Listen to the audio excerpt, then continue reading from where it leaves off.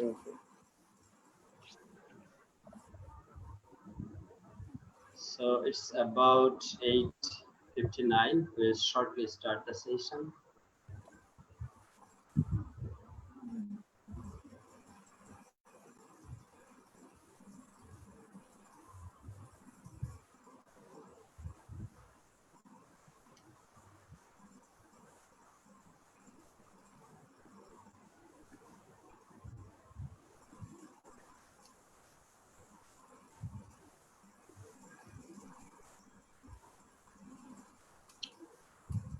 Dr. Aminur, have you set all the technical issues? Okay. Few seconds only.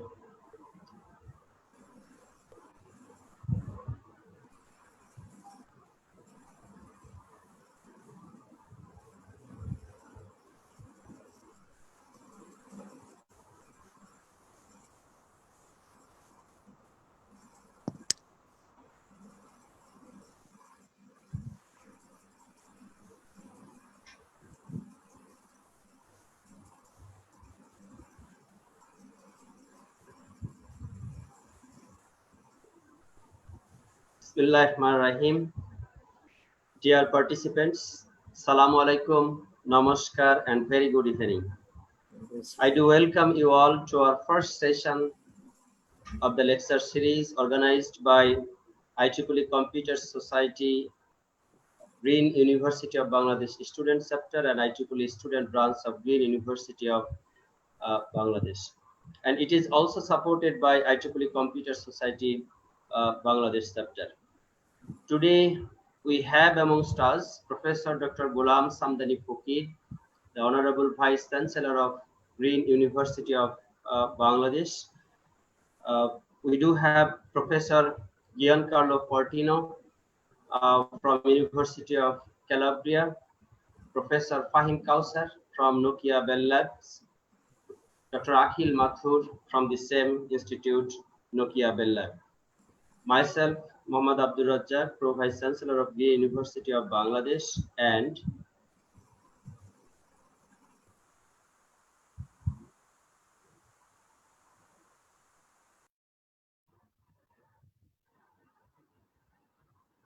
will be with you to chair this session. Respected professors, graduate research students, and industry professionals from 30 plus organizations have registered this session.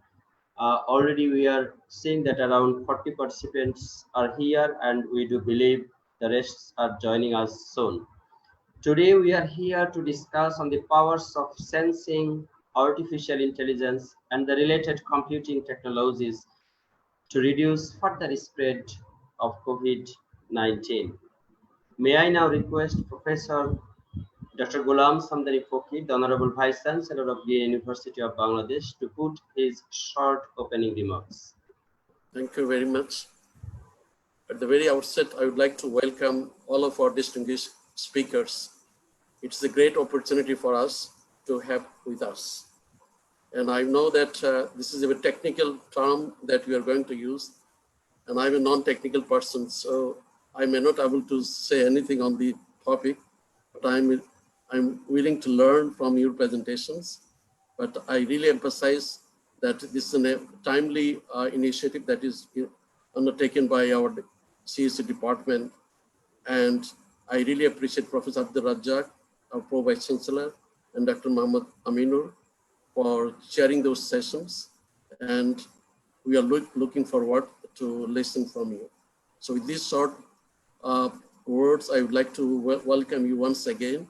And please, you can start your presentation based on the previous schedule. Thank you. Thank you very much. Thank you very much, sir, for your nice comments. Now it's time to hear from Professor Giancarlo Fortino. He is from University of Calabria, Italy. Professor Fortino is co-founder and chief executive officer of Sensiscal, a spin-off of University of Calabria, which is focusing on the development of innovative systems and services based on Internet of Things. He conducted research projects of 3 million euro plus plus, and he published 400 plus research articles, and he has a high impact factor, and he is known as the high impact researcher in the community according to Scopus and Google Scholar. You can search about his detail in the Google. I'm shortening his biography. So may I now welcome Professor Fortino to start his presentation. Okay, thanks a lot for your presentation. I will share my.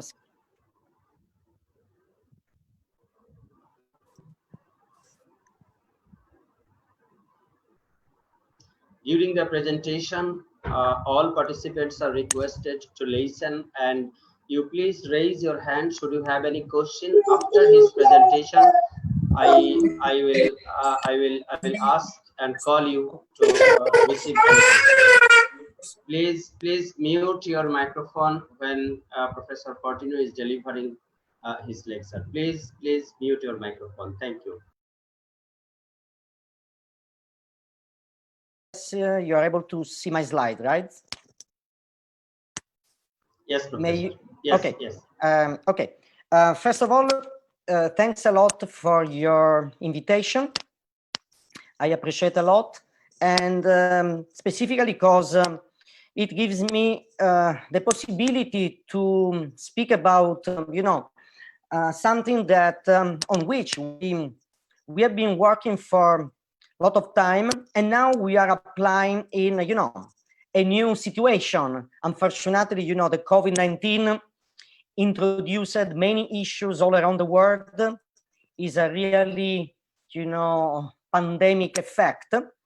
And we thought a lot of how to reuse some of our recent research and turn such research into something that could be of support to future pandemic events.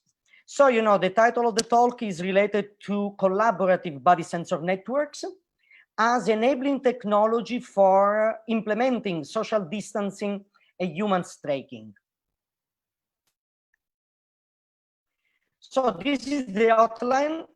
We'll give you just a very brief introduction to body sensor networks, specifically wearable body sensor networks. Then I will introduce the concept of collaborative body sensor network. I will show you our framework, cyber physical framework, named C-Spine. I show you a prototype, a real prototype we developed using C-Spine. And then I will try to contextualize the use of collaborative body sensor networks in the current pandemic event by proposing a system we are going to develop. So I will discuss about the requirements of such systems with respect to the current state of the art of methodologies and tools currently exploited in order to deal with social distancing and humans tracking. Then, of course, I will conclude my talk with some remarks and, some related to our ongoing work. First of all, what is a wireless body sensor network? For sure what is a wireless sensor network. It is a wireless sensor network applied to the human body. So you could have one or more wearable sensors. You can attach such wearable sensors on your body, and such wearable sensors are able to create even a dynamic network coordinated by a base station that could be a laptop, could be an environmental computer, could be your smartphone, in order to support different applications like healthcare, fitness and wellness, emotion and stress recognition, interactive gaming, even social interaction. So you see several sensors on the human body. They could interact even with each other, okay? in a peer-to-peer way, but usually they interact with a gateway, and the gateway is able to collect data from the gateway is able to program the body sensor network, okay? And the goal is to deliver services. Which kind of services? Activity monitoring is one of, the most famous service provided by a body sensor network, fall detection, or even gesture recognition, emotional stress analysis. I will show you the very first handshake recognition system we developed some year ago with TU Berlin in Europe. And of course, you can use for rehabilitation of patients and many other purposes. You see that there are many different sensor platforms around. You can build your own sensor platform, even though in our opinion, it's better to use some already available commercial platform. You see at the bottom of the slide different kinds of sensor platform, from Telos B to Sunspot, Mica Z, WASP, Shimmer, and other sensor platforms. Specifically, Shimmer is produced by an Irish company in Ireland, in Europe, and it is purposely produced in order to deal with the body sensor network, and it works pretty well, even for prototyping, but also for the final, let's say, commercial product. Okay, it's important to note that in order to develop systems based on body sensor network, the programming of body sensor network is a very complex task,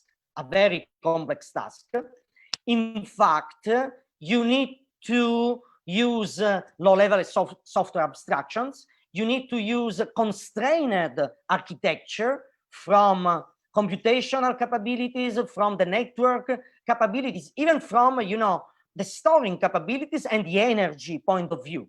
And then you have to be able to create even embedded application that could have, could use a lot of resources, could implement even sophisticated data mining algorithm or machine learning algorithm, and they need also to preserve security and privacy. Okay, so it's pretty complex to develop body sensor network based systems.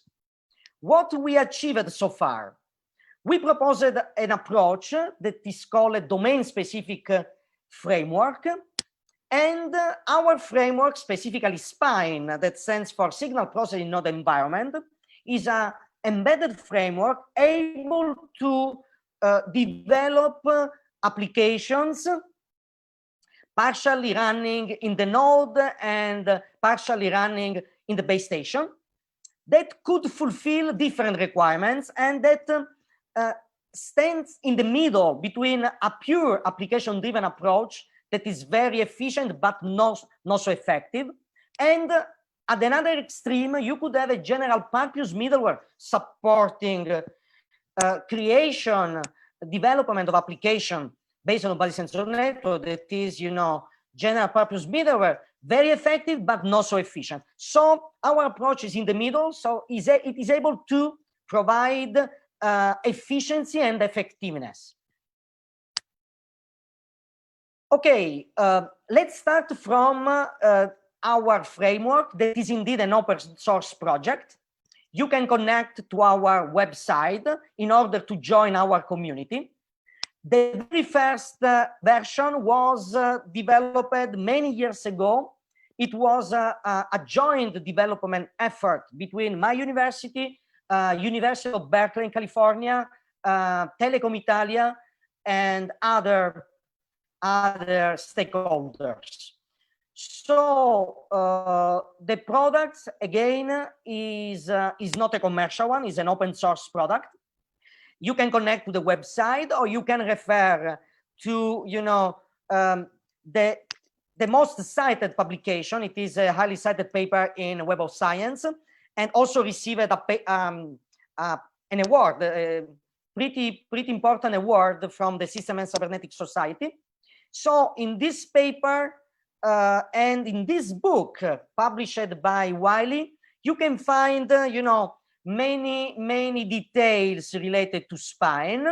Now I'd like just to point out some of, you know, the characteristics, the features of the spine framework in order to develop body sensor networks application. As you may see, spine provides service discovery. So your network, your body sensor network could be fully dynamically discovered. So each sensor could provide information about the sensing capabilities, the actuating capabilities, or even the computation capabilities. Then the system is able to provide flexible sensing setup. So you are able to program your sensing activity in a flexible way, enabling both raw data collection and preprocessed data collection, because you are able dynamically to inject signal processing function inside the nodes, and then calculate, let's say, different kinds of preprocessed data, but also you can inject even more complex classifiers in order to compute in node specific, let's say, machine learning activities. Then, as soon as you are able to collect your data, again, raw data or preprocessed data or processed data, at the base station side, you can perform high-level data processing using whatever, you know, algorithm in whatever language you'd like to use. For example, spine is also connected to Weka, to KNIME, or to other machine learning based tool like Python or alike. And it's important to note that spine is extensible. It means that you can extend its characteristics and you can customize its features. Another point is security. Currently, spine supports some encryption algorithms, specifically hardware encryption algorithm, but you need to have specific sensor platform in order to run the security algorithms. We are working also in the direction to use different customizable security algorithm and also privacy preserving algorithm. But this is, as we like to say, it's another story. Okay. Another point was that spine was virtualized. So if you'd like to create communities of body sensor networks, it means not just being able to monitor a single, you need to exploit cloud-based features. So we proposed the Body Cloud. You see here the address of Body Cloud. So you can connect, anyway, Body Cloud is an open source effort. So you can join again the community. And the Body Cloud is able to virtualize body sensor networks and virtualize applications based on body sensor network using even a sophisticated software engineering approach. So at the end of the day, you could, in a very easy way, create new body sensor network community application in order to monitor your group of users in many different application domains. Using spine, using Body Cloud, we were able to create different application. I would say a wide range of application, going from sport application, application at the office, application at the hospital, application at home. Different application able to monitor people based on body sensor networks. Okay, so this is something that you can find in the paper I mentioned earlier, and also in the IEEE Press Wiley book. so you can have more details about the application we developed. Now, what's the problem, in my opinion? In my opinion, right now, in order to, let's say, combat fighting COVID-19, we are producing a set of applications mainly based on smartphones or smartwatches, okay? And such applications, in my opinion, are very limited in functionalities in order to deal with an effective and efficient monitoring of a real, let's say, pandemic situation. But let's think about what we could do by using body sensor networks, and then in which way we could reuse body sensor networks in order to support new tools. I don't want to say that such new tools will be available in a little while, of course, but maybe we need to start now in order to have in a near future, maybe for a second wave or a third wave, a fourth wave, or in the future, new tools, much more effective, much more efficient, in order to combat, to fight against new pandemic events. So another point in my talk is related to multi-user activity recognition. So in my opinion, it's not enough to understand how close we are or how many we are in a given place. We need to understand also the activity or the activities we performed or we are performing in a given area in order to understand better what's the potential of virus transmission or whether or not there is any danger in such transmission. So in my opinion, the normal contact is not enough in order to create a very effective tool.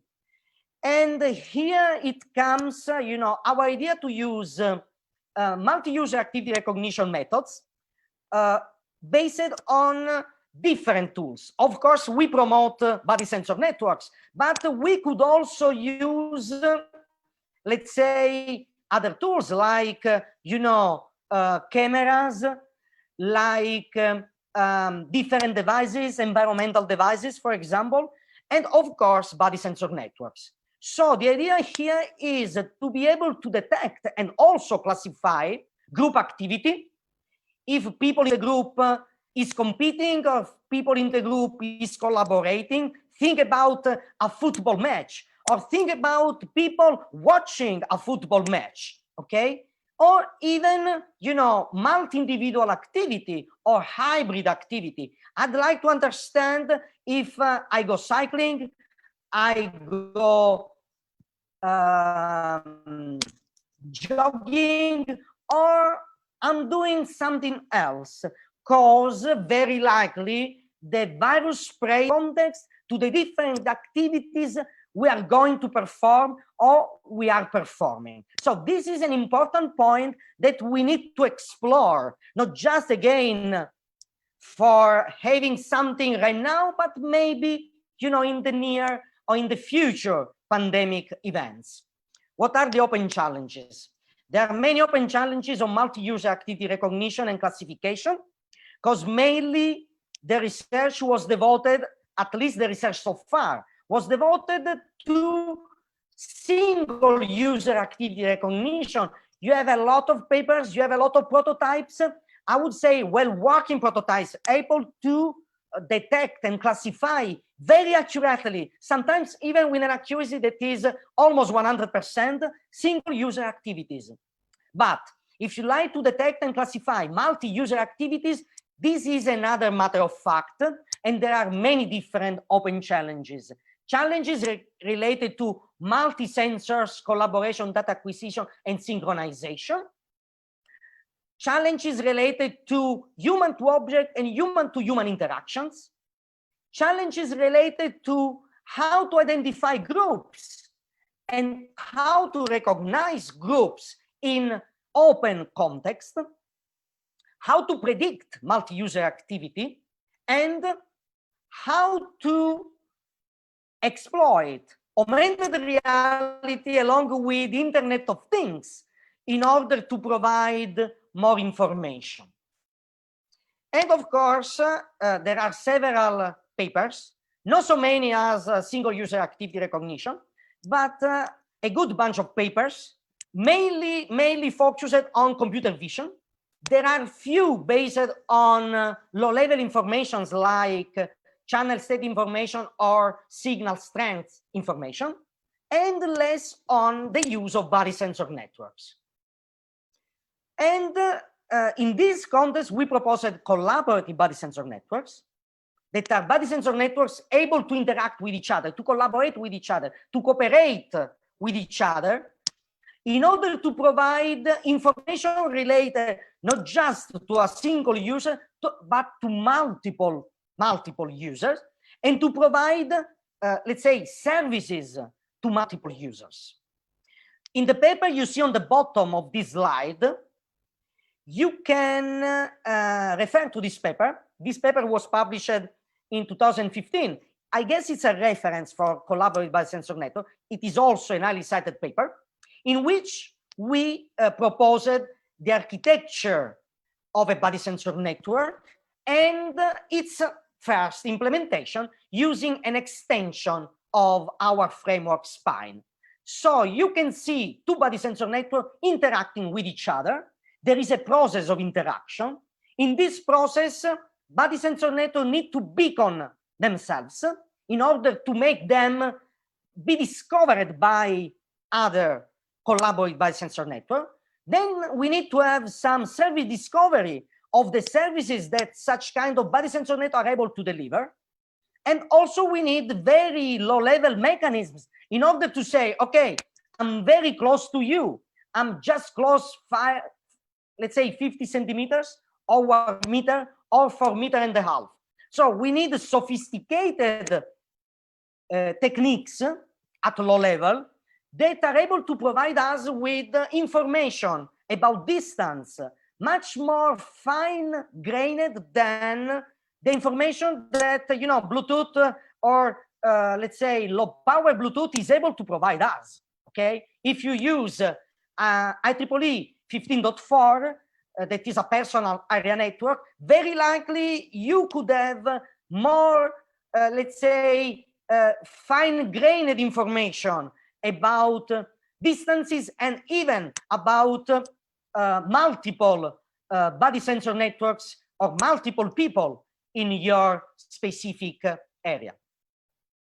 And of course, we developed extended indeed spine with all the blocks we need in order to detect proximity, in order to enable inter-body sensor network communication, in order to provide collaborative body sensor network services, and also at the top, you can see at the top, at the base station side, collaborative applications. And in our opinion, the new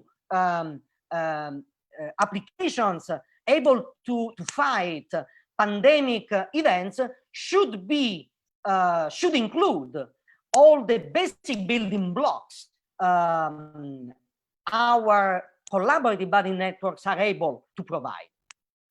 Currently, we developed a system that is called the hands system.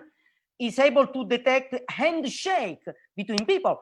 For example, also the handshake is a dangerous, let's say, gesture able to spread virus. And this is pretty common in Europe, because in Europe, as soon as you meet someone, or in the Western world, as soon as you meet someone, you shake his, her hand, okay? And this could cause virus spreading, okay? So we need to understand if we shake our hands or we just waved goodbye or waved ciao, for example, okay? Without any contact. So I could be at 2 meters of distance and then I can say hello, maybe nothing could happen, but I could be very close, even at 1 meter of distance. But if I shake, you know, a hand at 1 meter of distance, you know, the danger is pretty high, the risk is very high that I could transmit something. Okay, so I need indeed not just to detect proximity, but I would need to detect even the action involved. Okay, so this is just a demo. I'd like to show you a very short video demo about our system, that is the C-hands systems. Here it is. Okay, this system was developed with my colleague from TU Berlin, specifically the group led by Adam Wolitz from Technical University of Berlin. And in order to create this system, we just used two-body sensor network. You just see sensors that are worn on the wrist of people. And then we are able to understand whether or not a real handshake is or could be detected. In this case, this is not an handshake. You don't have any touch. So this is a potential handshake, but not a real handshake. This is just a movement from one side. That is one side potential handshake, but not a real handshake. And indeed, this is a real handshake, the handshake. Okay, I'm going to complete, to finish my talk, saying that in the world, there are a lot of efforts related to implement tool-based mechanism for social distances. During this, you know, COVID-19 pandemic event. Many countries around the world, like Israel, Taiwan, South Korea, Singapore, India, Italy, and many other countries, are using different tools, mainly based on smartwatches. Okay, they are mainly based on smartwatches and on positioning APIs provided recently by Google and Apple, and using, you know, in indoor environment, Bluetooth radio. Okay, what's the problem in our opinion? The problem using a smartphone are you know, different problems. First of all, not all persons have a smartphone. If you think about old people, they don't have a smartphone. They don't use them. They just use some old-fashioned phone. So maybe for them, it's not the right solution. Another problem is that even though we got smartphone, okay, sometimes we switch on, we switch off the app, the application deputed to monitor the social distancing. So if we switch off, of course, in the switch off period, you know, the system is not able to collect even precious data. Again, using the current application, the system is not able to detect current activities. We don't know anything about the activities. We just know something related to, you know, the position or the mutual position. Stated first that the Bluetooth radio is accurate enough, and we know that it is not accurate enough. Okay, if I'm here and someone on the above floor got, you know, the radio open, I could have the chance to detect such people, you know, to detect such smartphone. But, you know, I'm at home, at my home, and he or her is at his or her home. So we need to be very careful, okay, in managing data that could be at the source completely incorrect, okay? And then we need the new devices in my opinion, we need new wearable devices that we can, you know, we can attach to our wrist or inside our clothes, and they are always on in such a way to provide 24/7 information without being able to switch them off and on, so causing, you know, wrong collection of data or no collection of data. So this is something that, of course, could impact on our freedom to do many things, but very likely in a lockdown period, we need to act sometimes in a strong way in order to be much more effective and save a lot of lives. Okay. Okay, so what are the requirements in my opinion? The use of wearable-based sensor, so not just smartphone-based. We need some wearable gadget in order to support this idea, and we need to be able to recognize multi-user activity. Maybe in a future world where we also got, you know, IoT dense environment, we could profit. So we could profit even from an IoT dense environment in the streets, in a mall, at home, at the school, at the office, and so on and so forth. But we are very far away, you know, from this, you know, future in which an IoT dense scenario will be present. And of course, we need to record, we need to signal, and we need to think about also how to preserve privacy. But you know, there are many protocols already around that we could reuse. Just this is the last architectural slide. So we are developing a system completely based on body sensor network approach, collaborative body sensor network approach, fulfilling all requirements I mentioned before. And this will be, in our opinion, a tool that could be in the next year experimented, that could be very useful, very likely in a next pandemic event, not just for this pandemic event that, you know, we are all hoping that it will, you know, be stopped soon. But in my opinion, we need to be ready, we need to be equipped, okay, for a next event or for a next wave of this event. Okay, so body sensor network, collaborative body sensor network, able to implement all the requirements I mentioned before. So to conclude, in this talk, I introduced you the spine approach, so you can join our open community in order to use spine. That is, you know, free to be downloaded. I also showed you the collaborative version of spine, able to implement collaborative body sensor network application. So the CHANS system is just an example of the tools you could be able to implement using C-spine.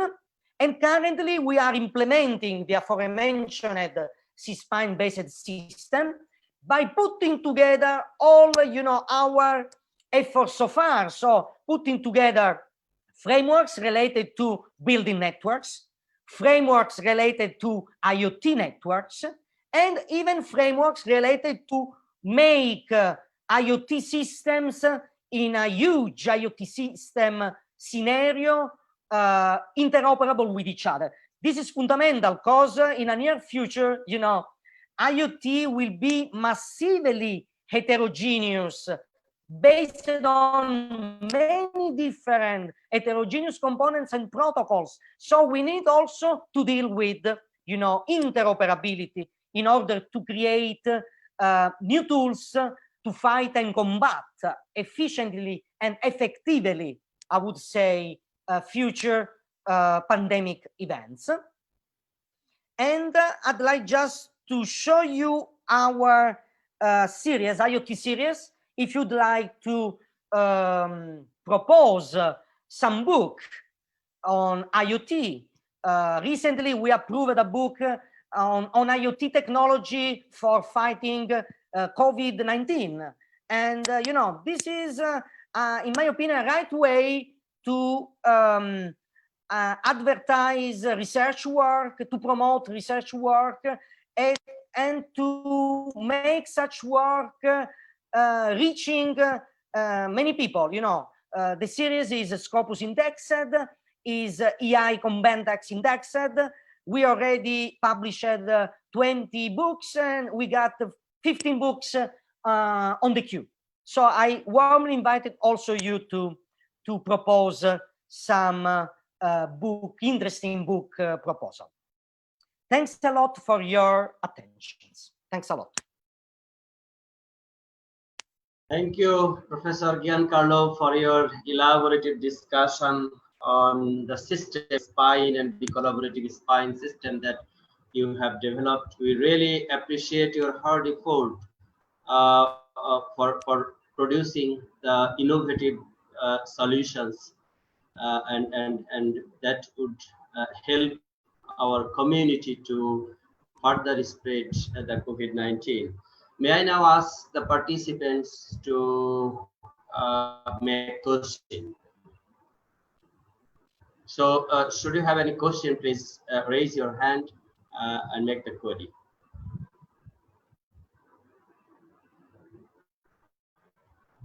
Anyone? Okay, I do have one question. Professor Fortino, you have emphasized on multi-sensor collaboration and research challenges related to this is data acquisition and synchronization and proximity analysis. I was thinking about crowdsourcing technology. How about using body sensor devices as well as the mobile applications to crowdsource data from patients, their neighbors, hospitals, test centers in a cloud data center and analyze them to make demographical distribution and to make awareness among the community? And how can we interrelate the multi-sensor collaboration related applications and crowdsourcing applications together to further mitigate the challenging problem? Yeah, thanks a lot for your question. I fully agree with you in the sense that, you know, in my talk, my focus was just on collaborative body sensor networks. In my opinion, collaborative body sensor networks are just a tool among many different ones we need to exploit in, I would say, in a synergic way. So not just collaborative sensor networks, but also crowdsourcing based on some mobile application, okay? And maybe in the future also using some environmental intelligence based on different kinds of devices. Indeed, currently there are already developed systems based on integration between body sensor networks and mobile applications, and as you said, crowdsourcing. Okay, so such data are pushed onto the cloud or even at the edge. Okay, and then analyzed in order to provide information. We already have several prototypes in this direction. Body Cloud is such of prototypes able both to capture data coming from body sensor network, but also data coming from mobile apps, okay, just from smartphones, and redirect such data onto the edge or onto the cloud, okay? For example, with some of my colleagues from Shenzhen Institute Advanced Technology in China, we used such a kind of system in order to really collect data coming from the body, coming from mobile app in the real COVID-19 scenario. And my colleagues there are analyzing the data in order to provide information from one side, but also to create models, simulation models, okay, realistic simulation models, on the basis of which you can understand much better the real dynamics of the pandemic phenomenon. Yeah, thank you, Professor. Is there any comment or question? May I ask a question? Yes, This is yes. Sharia Rahman from University of Liberal Arts, Bangladesh. Yes, please. I have actually two questions. Number one is regarding the compliance with GDPR. One of the regulations given by GDPR is a user should be able to opt out from a system, if he or she wishes to keep her privacy. How do you address such issues? Do you have a privacy by design approach? And number two is, if it is a collaborative network, body sensor network, then what if some of the sensors get compromised and they keep sending misinformations to the whole network, resulting into different information altogether? Thank you. Okay, thank you for your questions. Very, very interesting questions. The first one was about privacy. The second one about fault tolerance. Okay, about privacy, you know, I'm in Europe, so I have to play with the European rules, and European rules are based on GDPR, okay? So indeed, there are many different protocols that we could use. For sure, we cannot enforce, okay, people to always switch on, okay?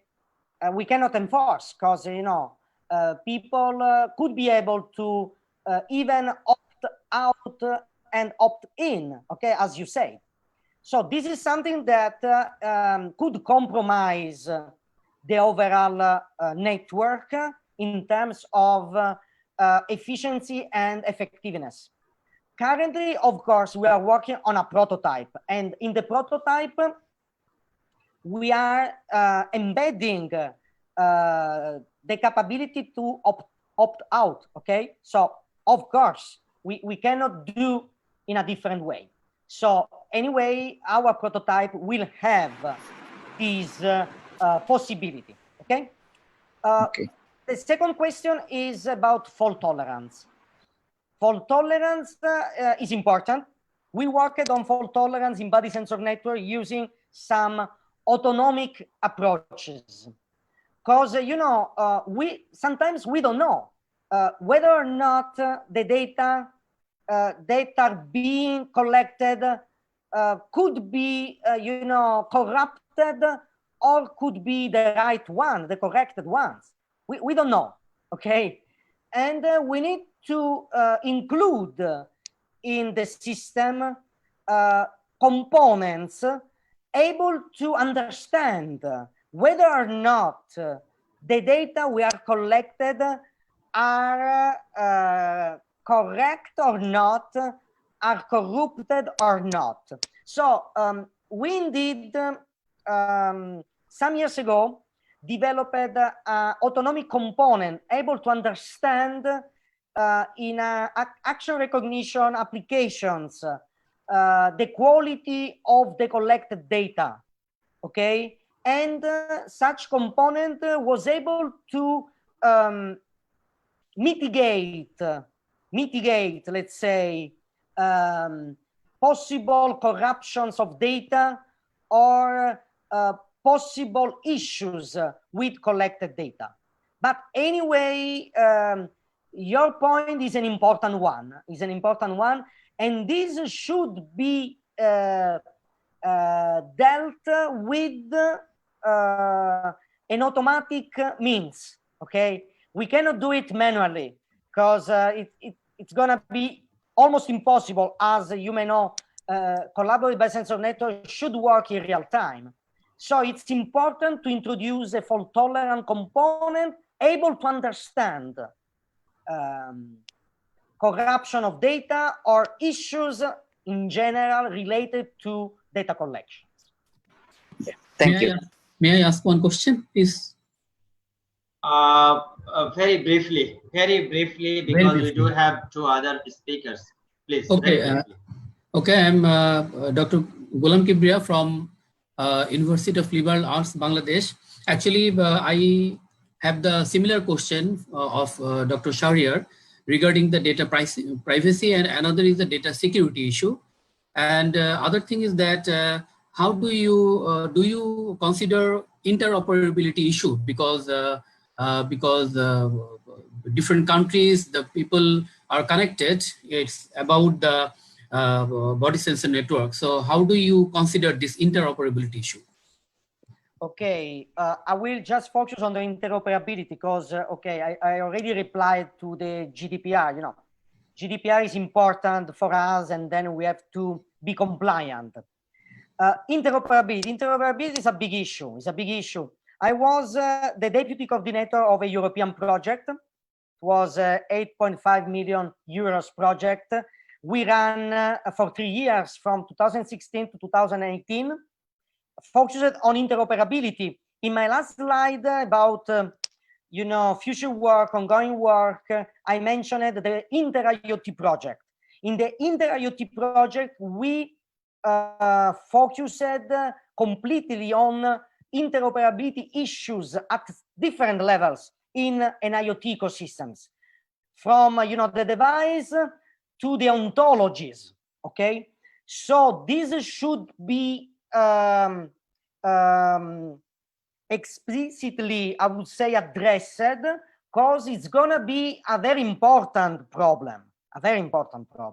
If you think about many apps, if you think about many protocols, if you think about many technologies, if you'd like to be interoperable and then to provide a holistic approach, and then if you'd like that your tool will work in the future, you need to deal with interoperability. And of course, you got two ways to deal with interoperability. The first one is to define standards. But the problem with standards, you know, is that you are not able to define standards in a short time. Sometimes you need 10 years to have standards, okay? And the second option is that you are able to provide the so-called voluntary interoperability. So if you'd like to interoperate with me, we need to follow some, let's say, gateway-based method, and then we can agree to use some kind of gateway, some kind of broker, some kind of mediator. Okay, this was, you know, the solution we provide in my H2020 project, and indeed the solution works because it allows to create federations. So you can overtake the interoperability problem and issues using some federation-based approach, not based on standards. But again, interoperability is and will be a very big issue in the IoT area. Thank you very much, Professor Giancarlo, for your valuable time and taking part in live discussion session. So we are moving to the next one. So our next speakers. May I now request Dr. Aminur Rahaman to introduce Dr. Fahim Kawsar.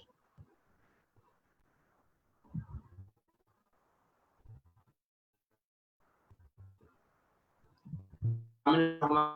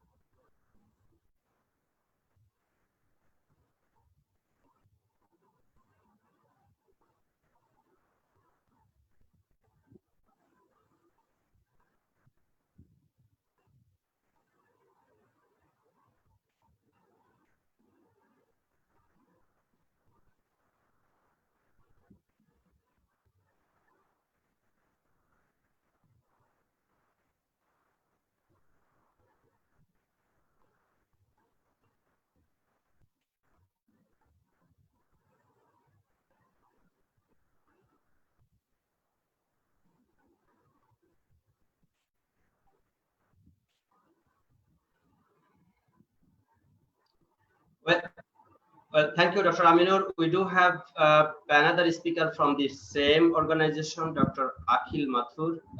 These two speakers will jointly talk on a single session. Dr. Akhil Mathur is a principal research scientist at Nokia Bell Labs in Cambridge, where he does research on mobile sensing and deep learning for edge devices. Previously, he has done research in the fields of ubiquitous computing, human-computer interaction, and technology for development. Mathur is a member of the ACM Future of Computing Academy and serves on the editorial board of ACM IMWT journal. He has been awarded with the billionth award South Asia Wolfram Fellowship at the University of Toronto and the President's Gold Medal for his undergraduate studies. His research has been covered by several media organizations, including the New York Financial Times, Live Mint, and Canadian Broadcasting Corporation. So may I now request Dr. Akhil Mathur and Dr. Fahim Kawsar to go for their joint presentation. Welcome. Thank you very much. So how much time do we have? You can spend some 40 minutes together, 45 minutes, it's okay. All right, perfect. So thanks a lot for inviting us and giving us an opportunity to talk about some of the research in the context of this pandemic that we are all experiencing across the world. Now, together with me, I have Akhil and myself. We work on sensor systems, and I've been doing it for quite a many years now together, and we thought it would be a nice opportunity to talk to you guys together. Akhil, maybe you can spend a couple of minutes introducing yourself briefly. Yeah, so thanks again for inviting me. And as Fahim said, I've been at Bell Labs for 8 years together with Fahim, and we have developed a number of sensory systems based on machine learning, based on mobile sensing. And today, again, as the previous speaker, Professor Fortino, also spoke, like a lot of this research was done before COVID-19, but we will try to give you some perspective on how this research could be repurposed or extended in the post-COVID-19 world. Thanks. So every day when I wake up in the morning, I get very depressed. This website makes me very depressed. And I'm pretty sure it's not only me, everyone in this call feel the same. But what is going on around us is basically unprecedented. And I don't think last year around this time, any of us in this call actually thought that this can happen in 2020. But unfortunately, that is the case. Now, we are not the real doctors. We are sort of like a fake doctors because we don't have the ability to understand human bodies and create vaccines or medications to really help the society in this crisis moment. However, we do have some research background, and we thought what we could do if we have to do some form of intervention to reduce this crisis to an extent that it can manageable. Now, I think it's not a surprise to all of you that there has been some remarkable advances in artificial intelligence and sensing systems over the last decade. And we thought this would be a very good opportunity for us to revisit some of the past work we have done in these topics, where we combined state-of-the-art machine learning with state-of-the-art sensing systems to address a number of different human societal issues, which could be very useful for this particular context.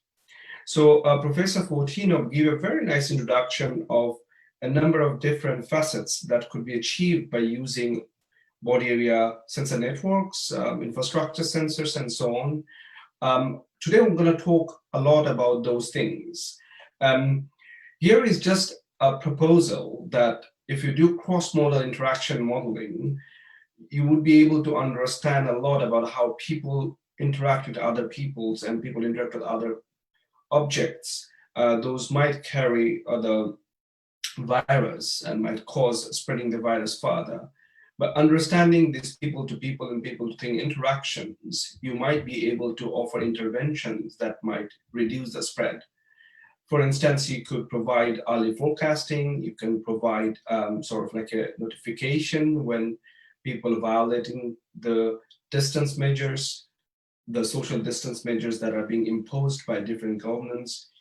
You might alert people based on the acoustics or the ambient temperature of an individual. You can support a variety of alert measurement for crowded places like in a meeting room or in an elevator, and so on and so on. But hold on a few moments, because we want to explain that how these different use cases could be achieved by some of the past research that has been done in the field. So we will talk three things today to you briefly. And hopefully these three topics will give you enough ideas that how some of these use cases just I mentioned in the earlier slide could be realized. So we're going to talk about how sensory AI could help workplace safety so that we can go back to our workplaces in a safe and practical manner. We're going to talk about how sensory AI could help us to be on control of our personalized well-being. And we'll also talk about how sensory AI could help us to offer citizen-scale behavioral interventions, which at this point is extremely important and critical. Now, I'll start with the first one. Over the last 6-7 years, we've been working on a project which is called Quantified Enterprise. And the objective of this work was really to understand how people interact, spend time, and dwell in their workplaces. Our objective was not for COVID. It was never for COVID. I hope not. Our objective was to basically understand how idea flows in an organization, how productivity could be quantified, how collaboration could be improved. And all these are essentially very important aspect for an organization.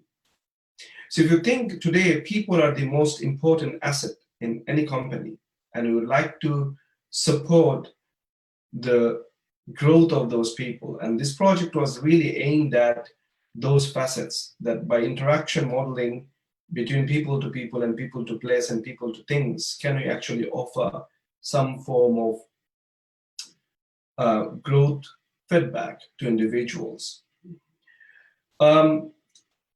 We were very inspired by a couple of works done by the literature.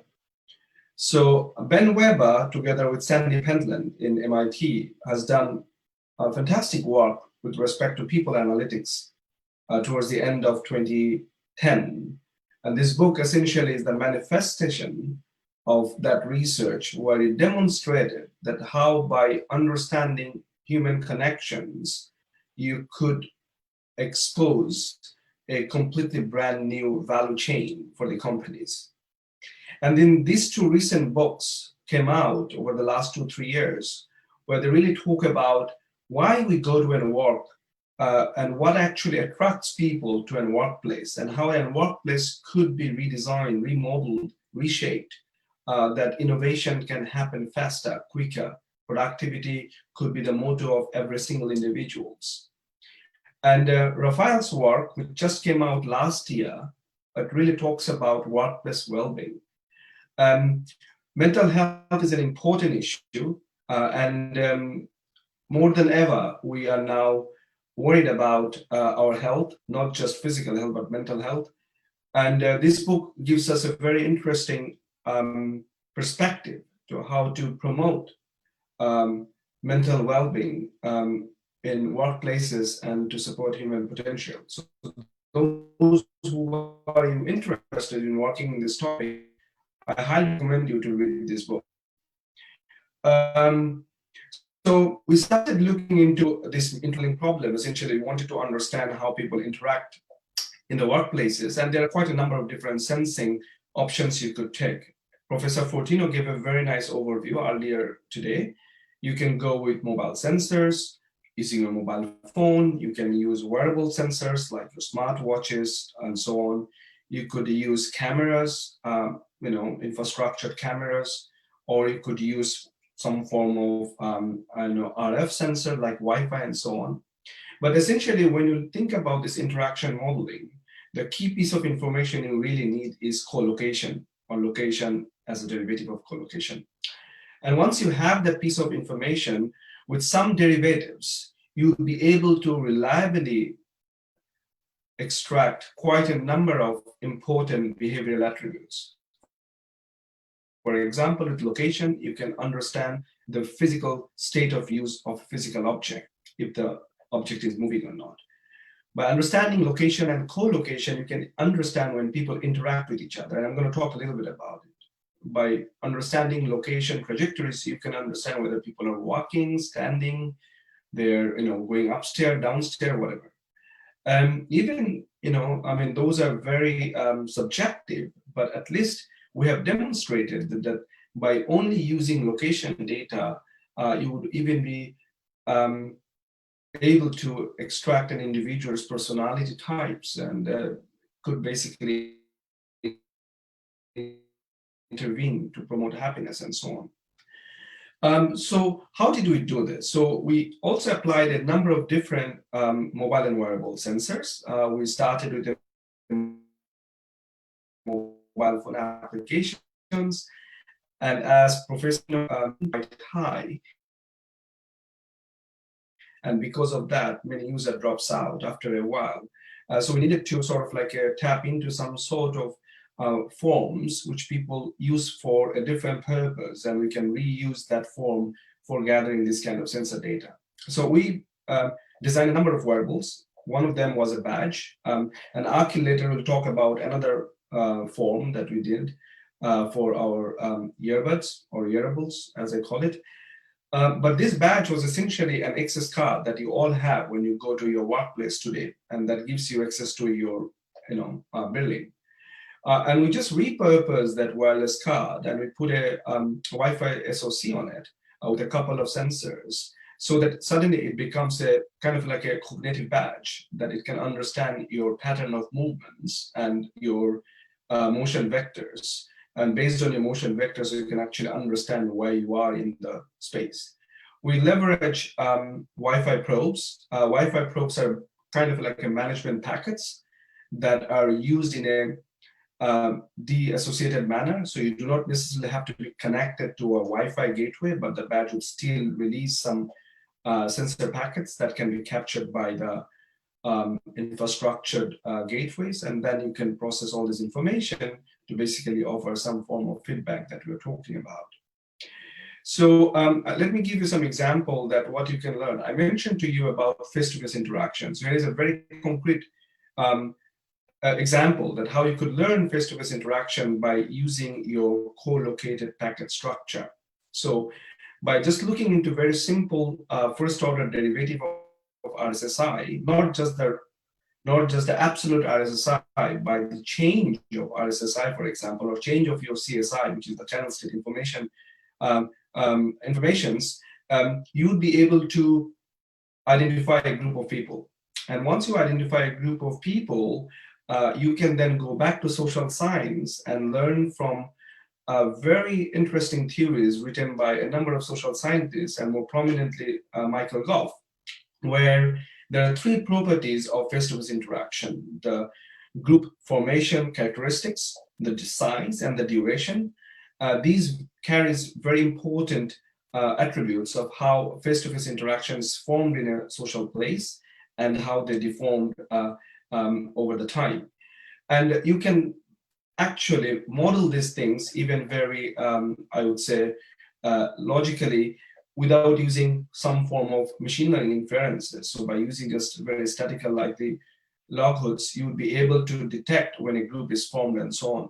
So we have done some very interesting research around this topic, and we have seen that by using our technique, we were able to capture almost 60% physical encounters with a 90% accuracy. And once you have that face-to-face interaction being detected, what you really get is basically a physical graph of people's interaction, And then you can apply a number of different graph theory principles. Some of these we came up with, for example, if you want to identify how frequently an individual meet with other and how much time they spend with another individual, we came up with some sort of metric which basically characterizes this aspect. And I think many of you know about entropy, one of our Bell Labs invention. Entropy can also be used for identifying diversity. So the diversity is essentially, how rich your interaction graph is and how evenly you are interacting with those, nodes in the graph.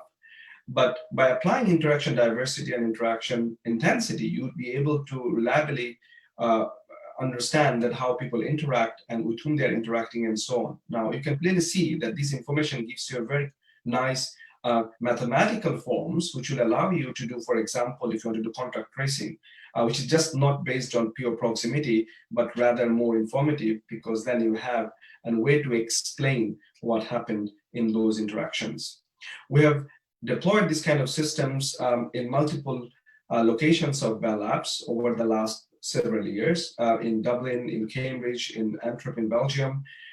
We offered a bunch of metrics to people so that they can really address those aspects of their life and can improve on, because everyone wants to become better in their workplaces. So we could actually offer this kind of feedback so that they can take more informed actions. We also offer some sort of global scale view so that people understand what's happening at a billing scale. So you can immediately understand, like a map like this could be a very interesting story in a situation like where we are now, that if there has been a person with infection, you can immediately mark that place as a red zone, and then people can immediately see what the action they need to take and so on. We also went this kind of technology outside, and it was in Web Summit 2015 when we basically capture the interaction patterns of different individuals, investors, and entrepreneurs, and we try to model their behavioral traits, and we provide some sort of feedback that was very useful for the organization to redesign the space for the next generation conferences and so on. And also in 2017 in Mobile World Congress, which probably you know is the biggest conference, one of the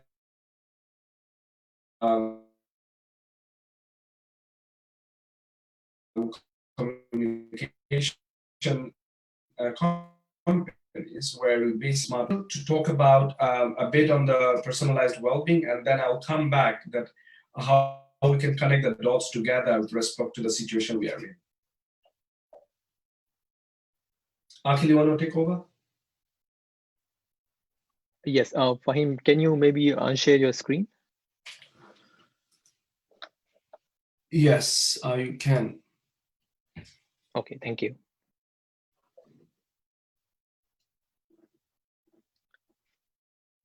Can you see my screen? Yes. Okay, perfect. Yeah, so Fahim talked about a lot of scenarios that we have done for enterprise settings in a workplace, how you can detect people's interactions, people's different co-location behaviors, etc. What I'm going to talk about now is how we can use the sensor AI systems that we have today and repurpose them for our personalized well-being at an individual scale.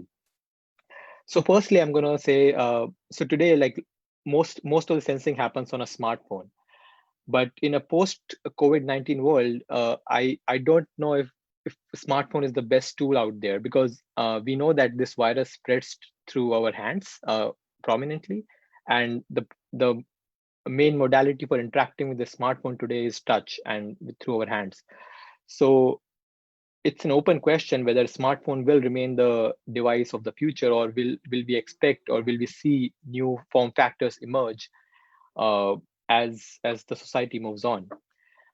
So one bet that we have as a team and as a group is that the earables, basically ear-based devices, will become prominent, and they may become one of the primary sensing modalities for end users. So earables have several benefits, right? So we already know that they have an established purpose, which is to listen to your music. And so the question that we asked ourselves as a group is, can we actually augment these earables with some sensors? And by augmenting them with sensors, can we ensure that they have similar capabilities as today's smartphones? And the result of this inquiry was this earbud that we created called eSense. The website link is not here, but if you can go to esense.io to get more details about the earbud. But these are, again, you can play the music with these things, but they also have integrated sensors, which include accelerometers, gyroscope, and microphone, along with Bluetooth low energy radio, which you can use to communicate the sensor data like the accelerometer, gyroscope, and microphone data with a base station or with your smartphone. We have already donated these sensors to more than 75 research groups around the world, including some in Bangladesh. And a lot of researchers are actually working on these devices to create new kind of sensor applications. So I'm going to give you some examples of what can you achieve today with these earbuds and how potentially they can help with coronavirus detection, let's say. So the first thing that we tried to do was a very simple physical activity detection. So for example, if you're walking, running, or when you're making some head movements like nodding or shaking, these kind of gestures, can you detect them with the earbuds? And it turns out their earbuds are very accurate at doing these things. Even in some cases accurate than your phones and your smartwatches. And the reason being that because your human ear is a very stable part of the body, the degree of freedom here is much less than as compared to a smartwatch or a smartphone. We found that the kind of accuracies that we can get for physical activity recognition with the earbuds are much higher. Of course, the earbuds can't do everything. Like if you are moving your hands, the earbud cannot detect it, but at least your whole body motions can be detected with the earbuds and to a very good degree of accuracy. And to do so, again, we tried simple statistical features and combined them with shallow classifiers like nearest neighbors and even deep learning based classifiers to detect these physical activities. So this is just an example of how an application like activity recognition that we are used to having on our smartphones can potentially be replaced by using a sensory earable in your ears. Another example that we tried was about detecting a user's conversation. So when you're speaking, can the earbud detect it? And you can imagine the obvious answer is yes, because it has a microphone. So it can, of course, it can detect when you're speaking. But that's not the most interesting part. Like detecting a user speaking requires you to keep your microphone on all the time. And those of you who have worked with microphone would know that microphone is a very expensive sensor. If you continuously sample it, it can drain the battery in minutes, in hours, basically. So that's not a good solution. But interestingly, what we found was that because these earbuds have accelerometer and gyroscope, we can actually use these motion sensors to detect the user's speaking patterns. So just to give you an example, let's say when you're speaking, there are some movements in your facial muscles, in your jaws, and those muscles can actually be captured by these IMU sensors in the earbud. And so they can provide like first level of filtering. So whenever you detect these kind of facial movements, then you trigger the microphone sensor to detect a user's spoken sentence, for example. And using this kind of multimodal sensing, you can do your task at hand, which is the speech recognition, but do it in a very energy efficient way. Now, again, putting this into context for the COVID scenario, you can think about detecting whether a person is coughing or not. Now, again, coughing can be detected with a microphone, but you don't really need a microphone all the time. When a person coughs, potentially there will be some signature of a coughing in their face, in their facial muscles, and that could be captured by the sensory earables, which can then be used to trigger the microphone as an expensive sensor.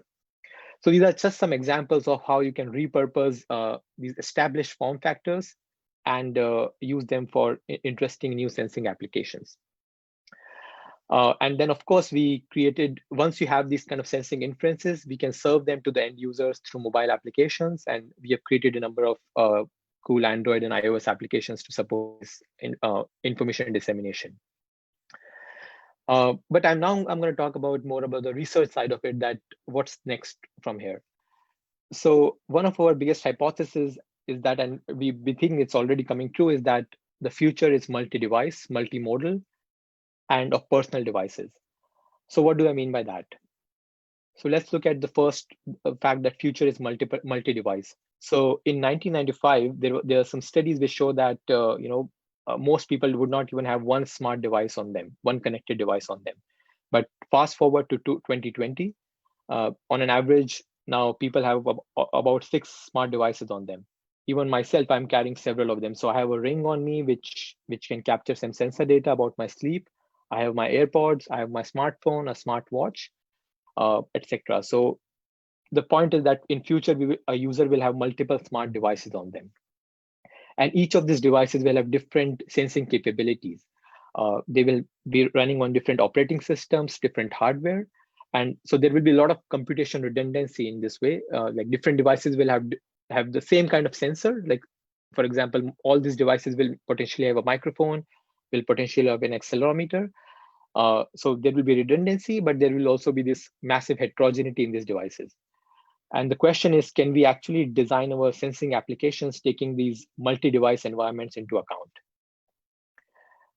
The second fact that we believe is coming true is about the innovations in the battery capacity.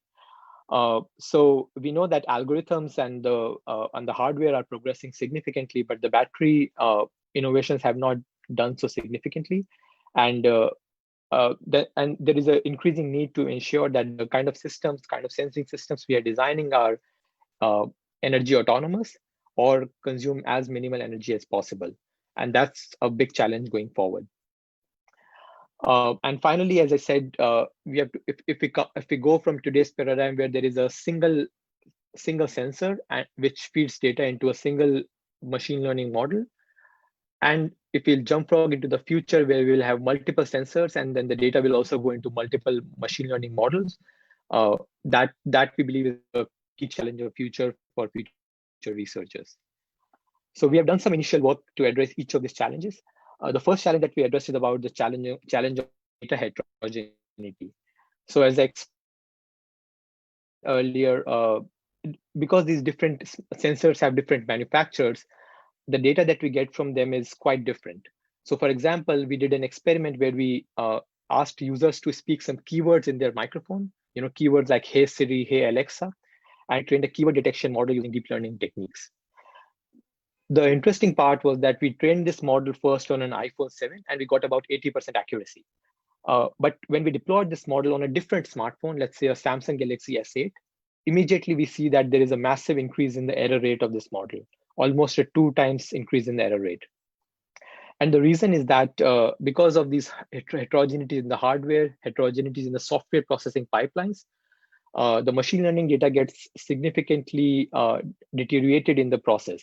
And these variations in the data is different for different devices. And that's why machine learning models of today cannot cope up with this kind of sensing heterogeneity.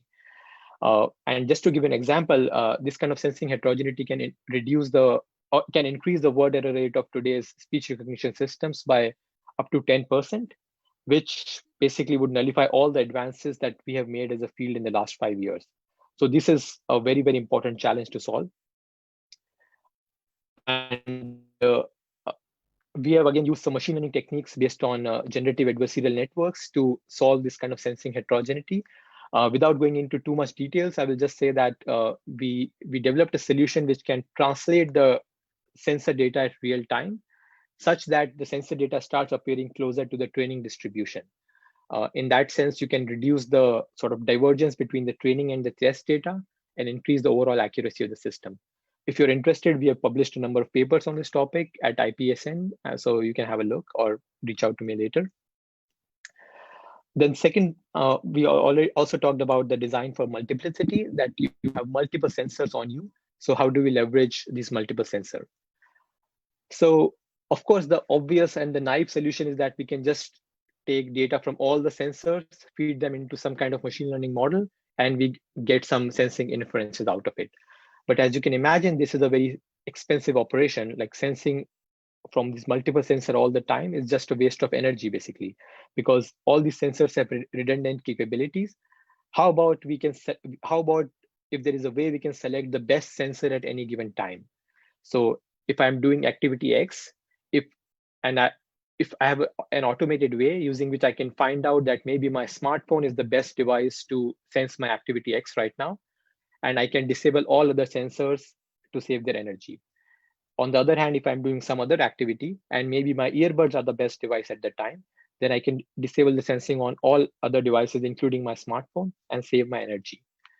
So again, we have developed some machine learning techniques based on active learning and CME's neural networks, which given a stream of sensor data, it can automatically assess the quality of each sensor stream and find out which sensor stream is the best quality. And only the best quality sensor stream gets processed by your machine learning models. And all other sensors basically are disabled for next, let's say, 5 minutes or next 2 minutes, something like that. And by doing so, we can achieve significant accuracy gain and almost 4 times energy gain in a multi-device environment.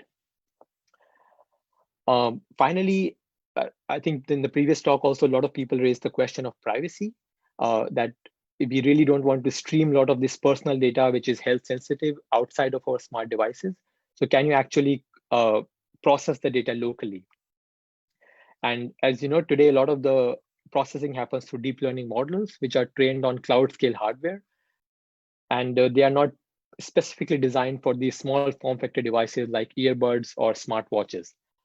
So in our group, we have done some extensive research, and we were the pioneers in this field 3 to 4 years back, where we showed how you can take a cloud scale deep learning model and compress it and run it on very small form factor devices.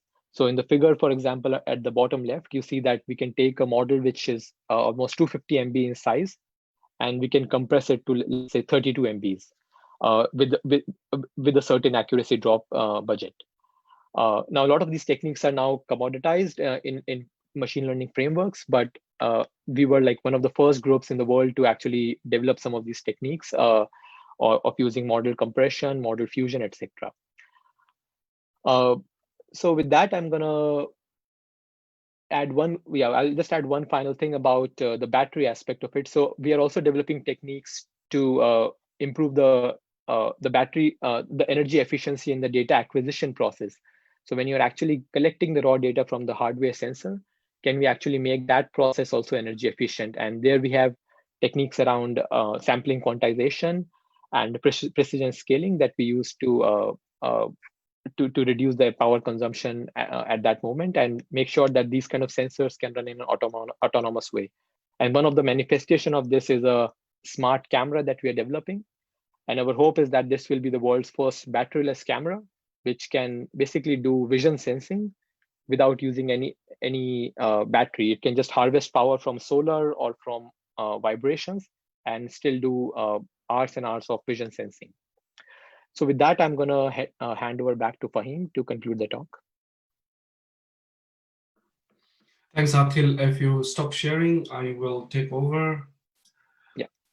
All right. So, so Akhil has given some of the technical foundations that basically drives our research in this topic with respect to different forms, as well as the underlying machine learning principles that we apply for building multi-sensory, multimodal, multi-device systems. Now, I begin the talk by talking about how these things are relevant to COVID-19 situation that we are encountering today. Now, if I go back to this slide, which I showed earlier, I mentioned a number of use cases that can we detect an individual is going to face another individual within a certain distance, and we should nudge that individual so that he or she can take right action. You can now see that it's very easy using the technologies that we have been developing over the years in a straightforward manner. You can understand the acoustics and the ambient temperature of an individual, and if it is at a risky level, you can easily alert the people nearby so that they can take proper actions. If you think about workplace safety with respect to handling packages or handling devices, because they require surface touching, you can immediately address these concerns by understanding an individual's exposure and take actions accordingly.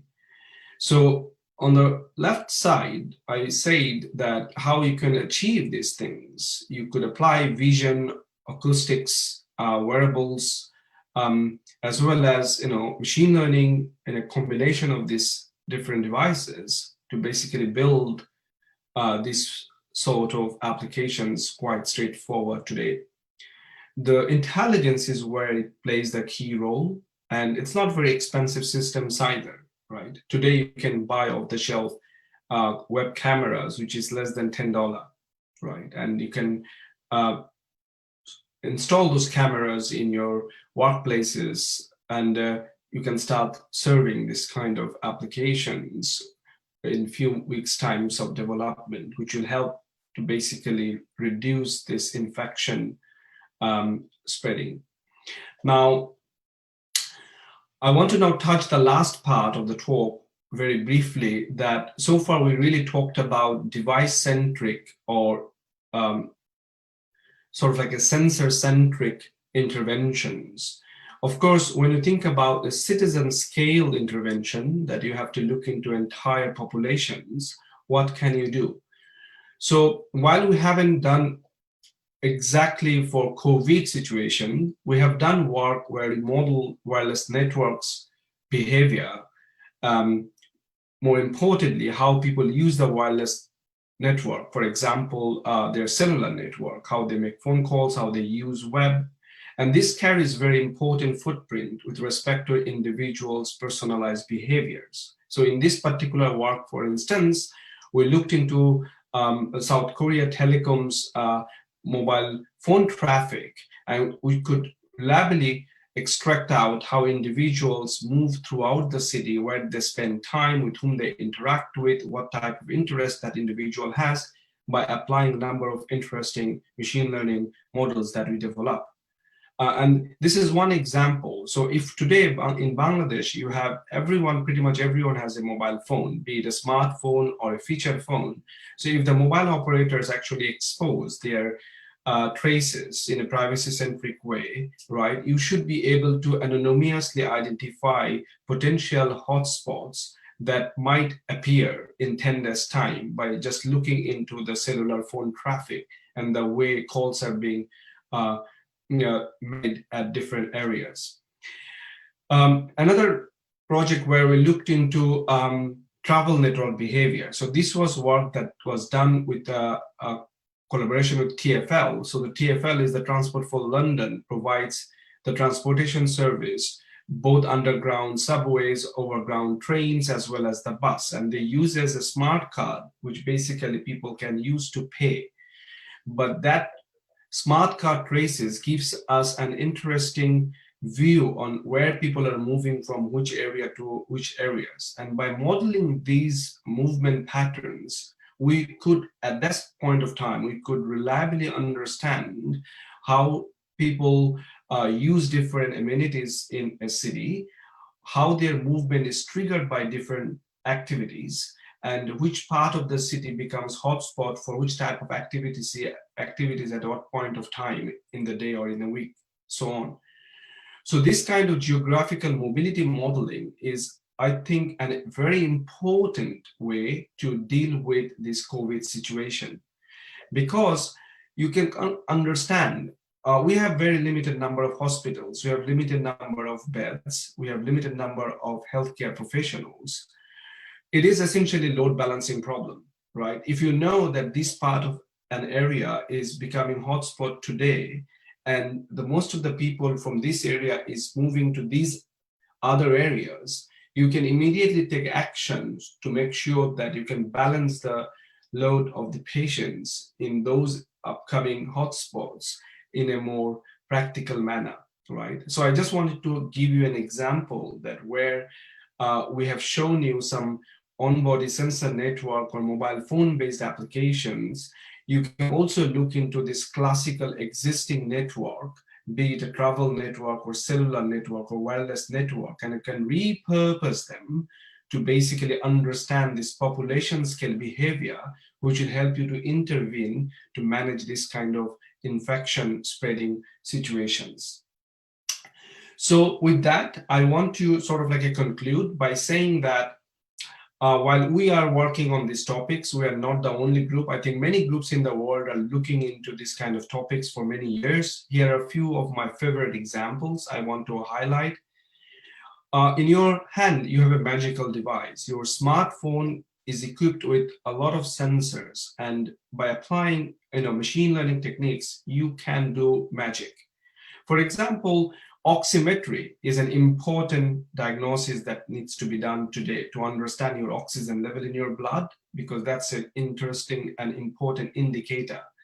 And you can use your smartphone's back camera or the front camera with some other techniques to basically understand your oxygen level, right? So there are a number of papers written. The one I refer here is actually from Microsoft that came out a couple of years ago, where they were showing that how you can use the front face camera of your smartphone to do oximetry.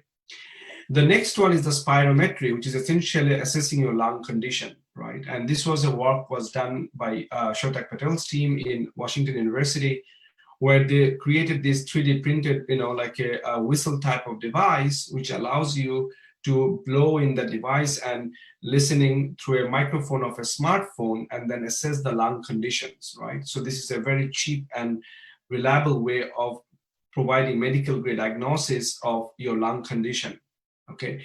This middle one, which is one of my collaborator, my good colleague Cecilia Masolo's initiative, he recently started collecting large-scale data from people's smartphone to analyze their breathing and like a coughing behavior. Akhil mentioned about the coughing can be easily detected with our earbud.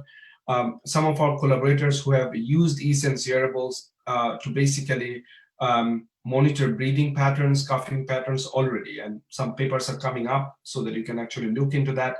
It's very well, it's not straightforward, but it's not impossible. By using intelligent machine learning techniques, signal processing techniques, you could repurpose your smartphone and other smart devices to do medical grade diagnosis. And the top and the rightmost one is I think one of the game-changing technology that is being developed at Bell Labs by my good colleague Michael Eggleston to do optical coherence tomography. It's essentially piercing through your skin and understand how your body is changing with respect to different physiological phenomena that is going through in the body. Until today, the tomography was not possible in a mobile form, but Michael's work is the first in the planet that demonstrated that how you can actually build an handheld device that will allow you to do OCT, which I believe would be a very, very strong weapon for us to deal with the next pandemic. With that, I would like to thank again to Professor Razzaque and his team to invite me and Akhil and give us the opportunity to talk some of our work. I hope this was useful, and I hope even we could inspire you with 5% of our work. We would consider this session was very successful. Take us.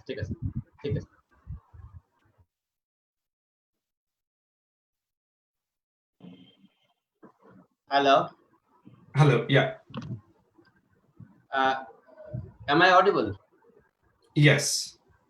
Thank you very much, Dr. Fahim Kawsar and Dr. Akhil Mathur for a nice presentation. And you have explored many sensory devices readily available with us, or very low-cost devices, and how to repurpose those for multiple applications. You have explored many ideas. So may I now request our audience to make questions or comments. I have one request from Professor Dr. Atikur Rahman Ahad, now from Osaka University, Japan. Please. No, thank you, Professor Fahim Kawsar and Akhil Mathur. So my question is that, I mean, we have been using your wearable device for some activity recognitions. While working on that, we have found that eating versus speaking, we get more confusions. What do you think about the reasons? Because it has very impactful applications, we think, on the hospital patients or elderly people. So when they speak and when they eat, I mean, we get some confusions. And number two, related to this, what are the most successful applications based on this, you think, for the future? This is my queries. Thank you. I will take that, Akhil. I think the problem of eating and speaking, it's a common problem simply because you have multiple events in one signal stream.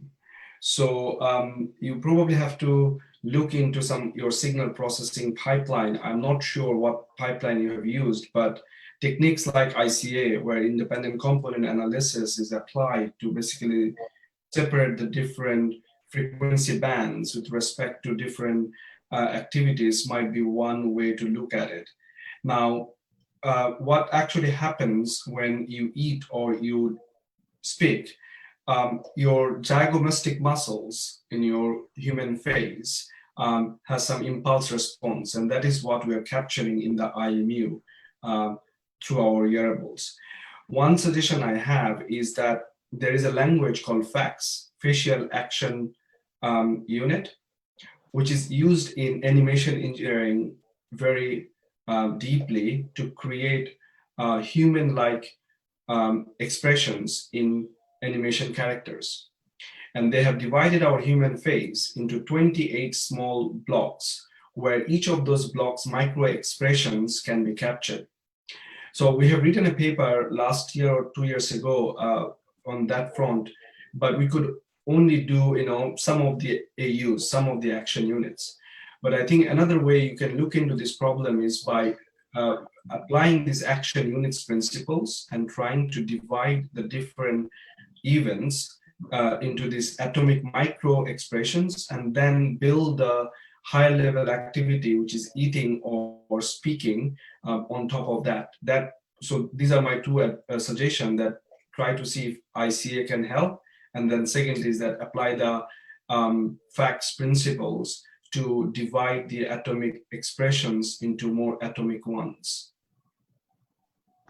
Yes, thank you. But just a little bit different. My question was, sorry, I was quick to ask that we have recognized different kind of classes, but when all are separate classes. So when there is a speaking class and eating class separate, but in the confusion matrix, they confuse each other. So it means that the definitely our method cannot determine, but whether the e-sense device has something that this kind of similar movements are not separable or anything like this, because you organized the workshop last year, so you know much more on all the other different methods. So that's why I'm asking that, why is that those two classes specifically are confused more than other classes? Thank you.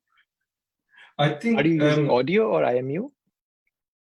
May I... Thank you. We are using the IMU. Yeah. Okay, I see.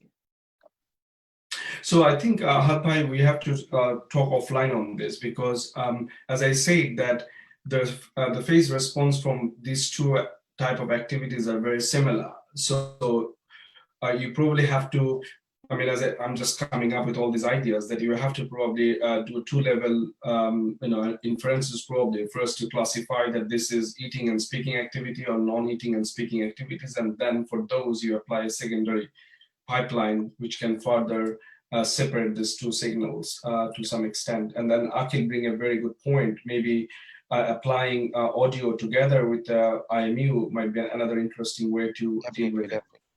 Thank you. Thank you. Thank you, Professor Atik. May I now request Professor Dr. Shihabuddin from the University of Bangladesh to ask question. Thank you, sir, and thank you, Dr. Fahim Kawsar, sir, and Akhil Mathur for this wonderful presentation. And I'm really glad to see Dr. Fahim Kawsar, sir. You were one of my first university teacher back in 2003 in IUT. I was one of your students. You might not remember me. It's very good to see you, sir.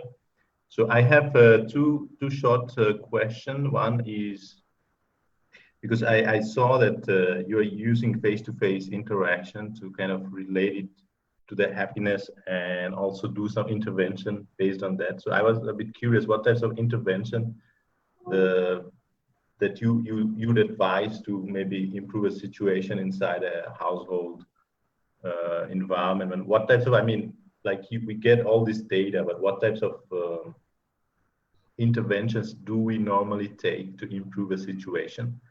And the second question is, I see a very, very nice work that you have been doing, and which makes us very much interested to somehow collaborate or get involved in some sort, because I mean, in Bangladesh, we often lack an opportunity to work in such a state-of-the-art level of research. So I would be very curious to know, is any possibilities from your lab, or is there any way that if some of us would like to contribute or in some part of the work that we like to engage in, is there any possibilities or arrangements that could be made? Thank you. Thanks a lot, Shihab. So on first question, so the intervention is very personalized facet. Every human being is different, so you can't really have a set of generic intervention that will work for everyone. As I say, that when we were looking into this particular problem, that I always believe happiness is a very strong keyword which will form the future research. So we try to understand that what causes, for example, certain type of motion behavior when people are depressed or down or sad, and what sort of like it brings best out of you with respect to, let's say, your motion behavior or productivity and so on. And then one of the things that we have identified through studies that the interaction plays a very key role, and I think many of you will agree with us, that individuals you meet, there are people who makes you happy, there are people who makes you incredibly positive, and there are also people who are sometimes not very positive and everything in the life is not so bright for them. So avoiding interactions or avoiding longer interactions or frequent interactions that creates a consequent, episodes, negative episodes in your personal life was one of our interesting identification from the research, and that is something that we sort of like looked at, that in our this frequency timeline we recommended that you these are the people might give you more positive energies. The other thing we also looked at is your physical and in some form of motion activities, because that's a very strong indicator of your state of mind.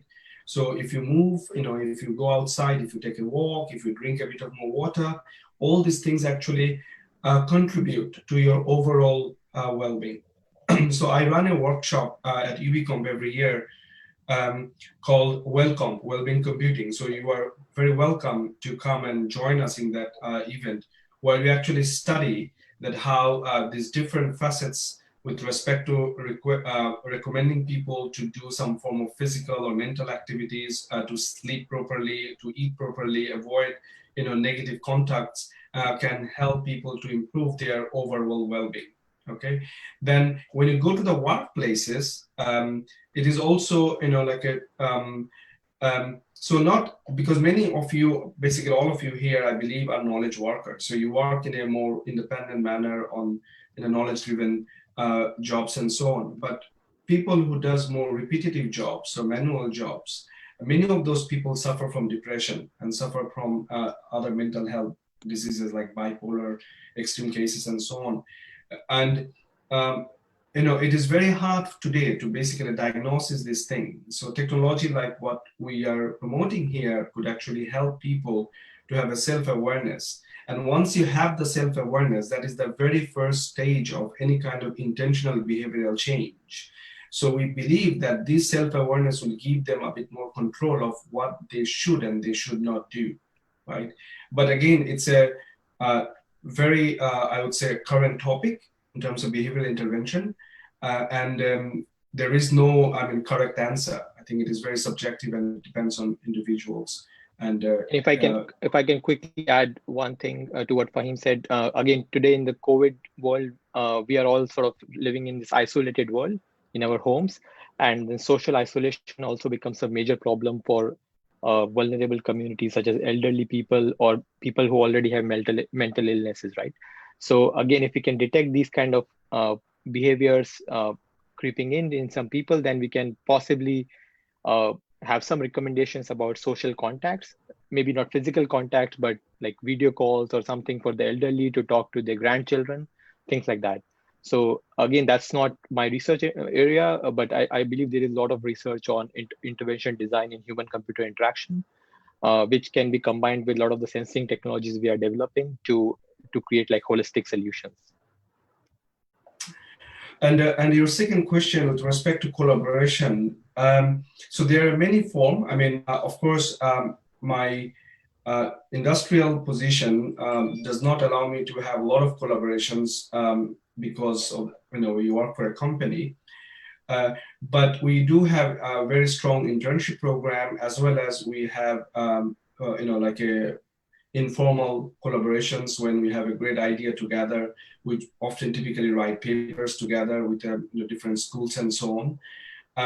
And on my academic hat, when I talk from a TU Delft professorship point of view, there it's a bit less, I would say, complicated, and there we are very open to work with other universities, you know, build collaboration, build, you know, joint programs and so on, student exchange programs and so on. So it really depends on, you know, which type of work you are interested in and what type of mechanism works best for both the organizations.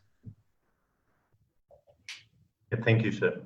Thank you, Professor Fahim and Dr. Akhil Mathur. Is there any other question or comment? Abdur Rahman, please. Professor Dr. Abdur Rahman, please. Okay, thank you, Professor Fahim Kawsar and Professor Akhil Mathur. I think you can hear me, right? Yes, yes. Okay, so thank you, Fahim Bhai. Actually, I'm also from CIT 99. I think you can recall me that you can recall me as an athlete from the athletics round of IIT. Anyway, currently working as a professor in CSE department at DUET, where. So my actually I have some from the not that much technical. The question is that from the time that COVID has started, we have seen that lots of tracing is going on using mobile devices or the technical devices. Suppose in South Korea, they have tracked and traces the patients, and sometimes some personalized data are being forced to they collected forcefully they have collected. Now, what the technological giants like Nokia Bell Labs or some other giant companies are thinking about some policies that whether the privacies are being can be maintained by applying this sort of technology or not, and what policy you are thinking of about this particular area. Privacy compromise. So I think this is a very sensitive topic for two reasons. I think the current situation is unprecedented. So quite many invasive technology are being deployed in, let's say, many open countries.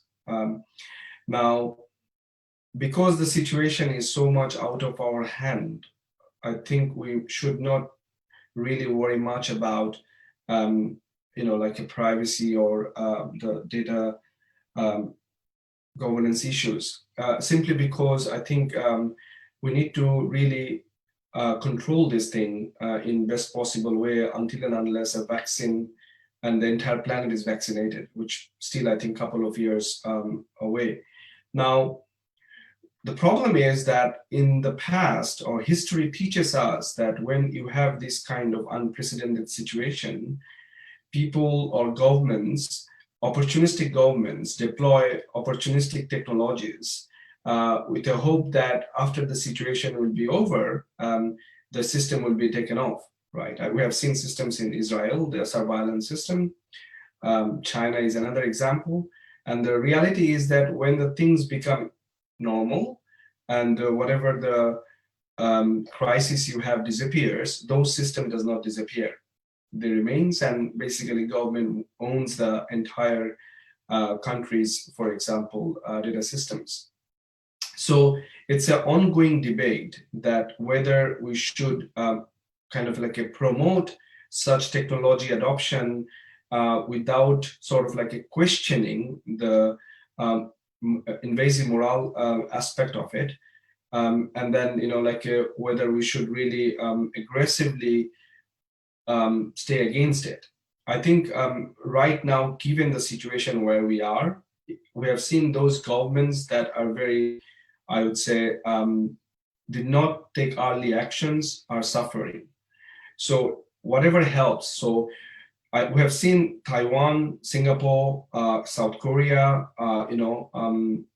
these countries using this technology, which is extremely invasive, extremely privacy sensitive, but they are dealing with this crisis, COVID crisis, much better than anywhere in the world. So I think other than losing your dearest and nearest people, it might be okay to give away your data.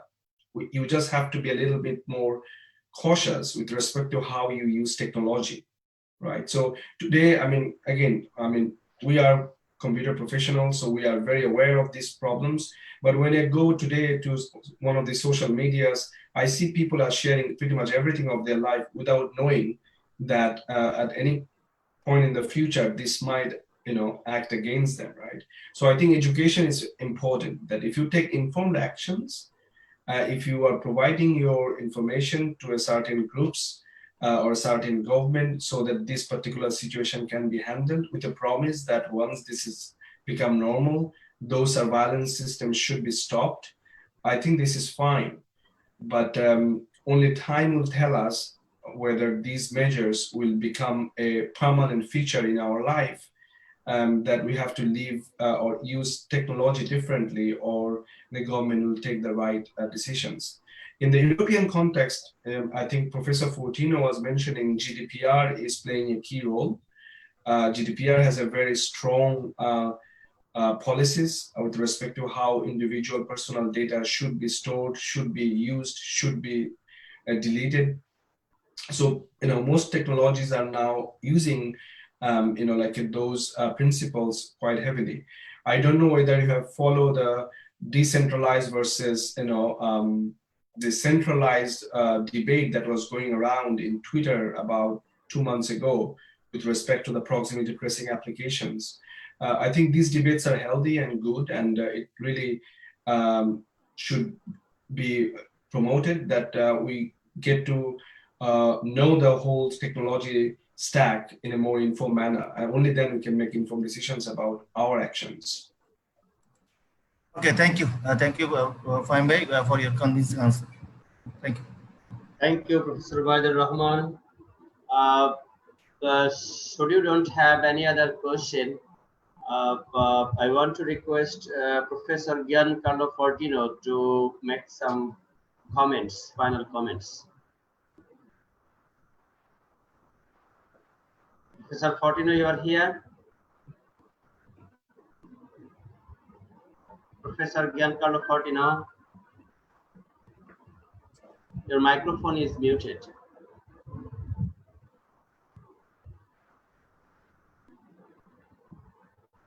Razzaque bhai, Professor Razzaque, Yeah. I have a questions if you allow me. Okay. Okay. Thank you. Because it's not easy to get a person like Fahim Kawsar.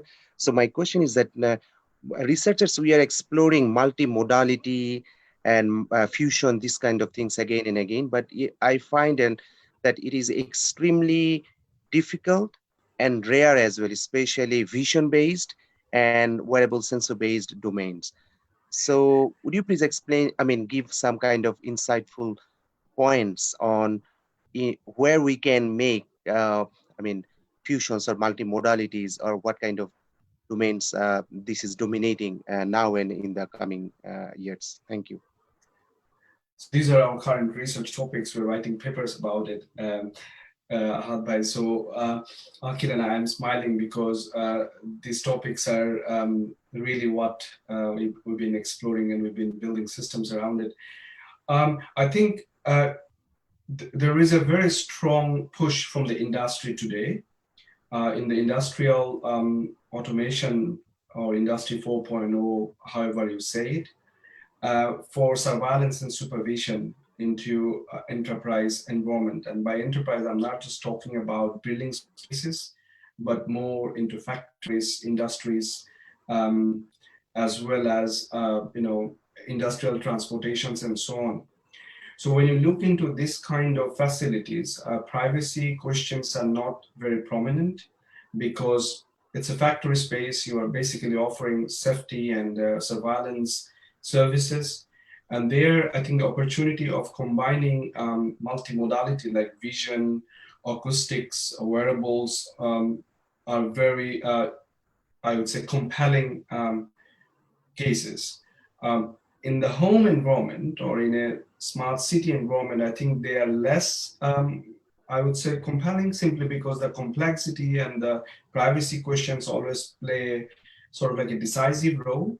But when you go into this kind of industrial settings where your sole purpose is to offer workplace safety and minimize your capex and opex cost, I think people, including the decision makers, they are more willing to take actions and deploy systems that include such complex ecosystem of cameras, microphones, like wearable devices and so on.